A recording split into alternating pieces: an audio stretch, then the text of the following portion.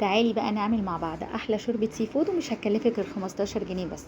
انا هنا عندي الزيت بتاعي عليه طماطميه بصلايه قرن فلفل، هشوحهم كويس وبعدين هنزل بالتوابل بتاعتي وفصين توم اللي هي عباره عن كمون وكاري وفلفل والماجي عشان حطيت ماجيايه، وهنا كنت حاطه عودين كرفس بس مجمدين.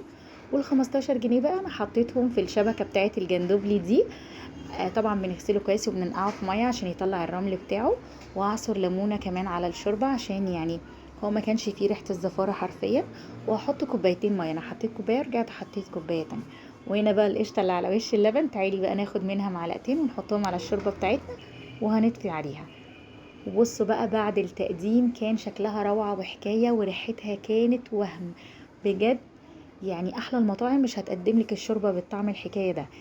ما تنسوش بقى يا حلوين اللايك والشير والسبسكرايب عشان عيلتي الصغيره تكبر بيكم.